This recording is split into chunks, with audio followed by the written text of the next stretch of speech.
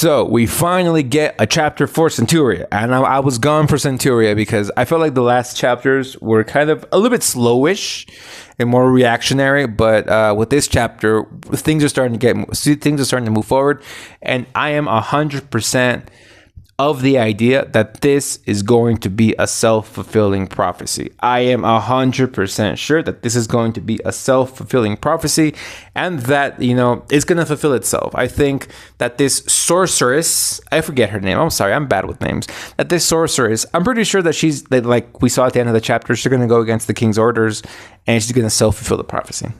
So yeah, Centuria, the newest chapter, let's talk about it. So we got a lot of things from Centuria in this one chapter alone. First of all, we got a very good insight into the king, and he has a badass personal guard. They are known as the Black Knights, and they have such a good design. I really love that this manga is diving into this dark fantasy type setting. I felt it since the beginning, but now looking at these knights, it really does feel like it's getting really into black into dark fantasy, because they are known as the Black Knights, but they're all in black and they have skulls and everything. It feels very dark fantasy. So I hope that it can continue with this because it looks immaculate. It looks very, very good. There is one knight that I think has 4 arms, the tallest one with the teeth. It looks like it has 4 arms. There's one of them that has no head. Has no head. So probably maybe an invisible, a type of, what's the name of that one? Sleepy Hollow, I think. The one knight, that the horseman that has no head. And yeah, the other ones just have not basic, but they just have these badass designs, which just look absolutely great, So yeah, it's really good. So Estri is here, and she's trying to tell the king what happened, and they also have 4 other sorcerers there. So yeah, Estri is yeah, so your son is bye bye, and he got and Estri is and the king is, well, if he got that's how it is, just let those villagers be. And she's like, no, but if you take the people hostage, maybe they will give you the baby, because the king is if she comes for me, she comes for me. I really don't give it.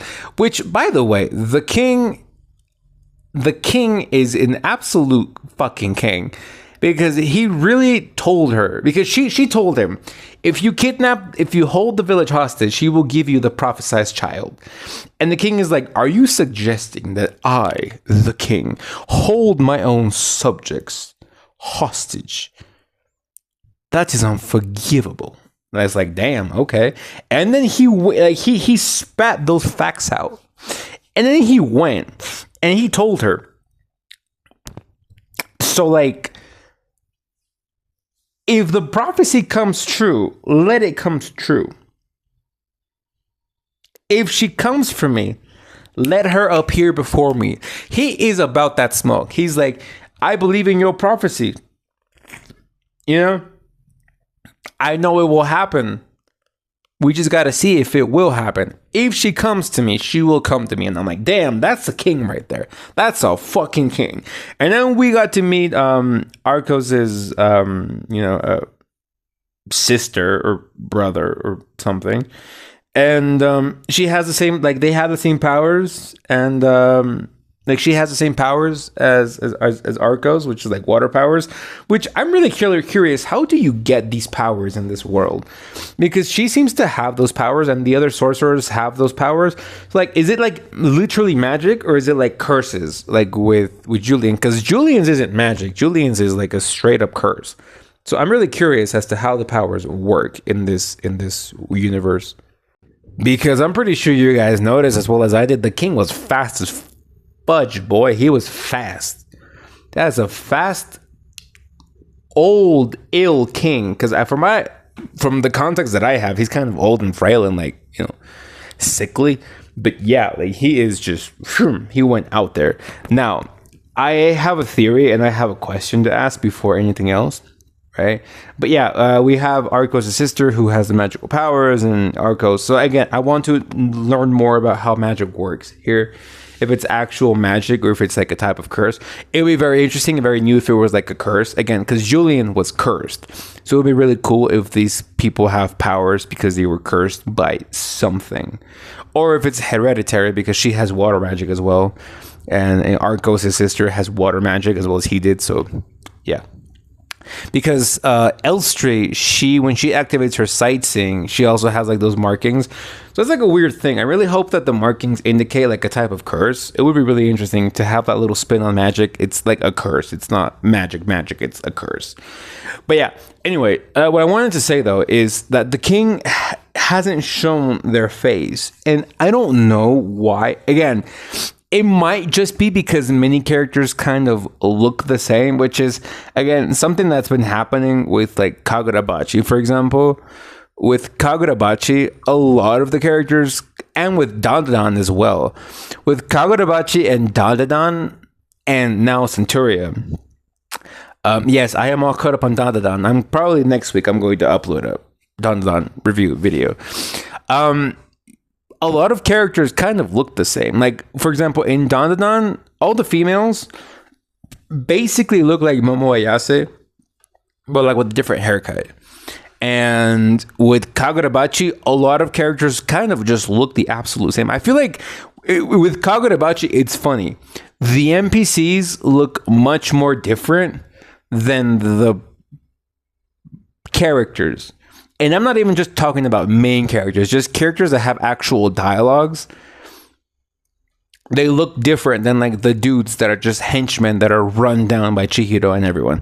Like the henchmen look much more different, right? I'm pretty sure like some designs have been repeated, but yeah. Again, it might just be because a lot of characters in Centuria kind of look a little bit the same, but it would be really interesting if this guy is Julian's father and Julian is like a bastard son of the king. It would be really cool. It would be really cool. But it might not happen. Now, what I do want to say though is, again, I am very happy with the idea of this becoming a self-fulfilling prophecy because, again, it really feels that way. Because this lady, Elstree, she is getting some sorcerers and like one of the Black Knights to go after Diana. So again, I'm pretty sure something is going to happen to Julian or to their companion now. Like something's going to happen that will make Diana want to go after the king. And I feel like, again, it will be a self-fulfilling prophecy that Elstree herself, in her attempt to save the king, will unintentionally put the king in danger, which is immaculate. Have you ever heard of those stories, those story pitches, those those pitch ideas, where like the main character is doing something that he thinks is right, but in reality it was wrong? It will feel that way. Like Elstree will want to protect the king from that prophecy, and by wanting to protect the king from that prophecy, she will make that prophecy come true. I hope that happens. Again, I hope it happens, and I hope that the writer for Centuria learns from D&D, from Game of Thrones, where if you've already given the spectators, because for D&D, it was like, oh, they know what's going to happen, we'll just change it. Like, no, that's not how it works. You're supposed to give the readers or the viewers clues. And if they find out, if they figure out the theory, keep going with the theory. Just confirm it. Don't change it for something and like, ha, I deceived you. That's not how that works. That's not how subverting expectations works. I'm not going to give a class about that, but that's not how subverting expectations works. So I hope that this author, even though we kind of feel and know and have some vibes that it's going to be a self-fulfilling prophecy, I hope that the author moves forward with it. Because again, the author is giving very big hints towards a self-fulfilling prophecy happening.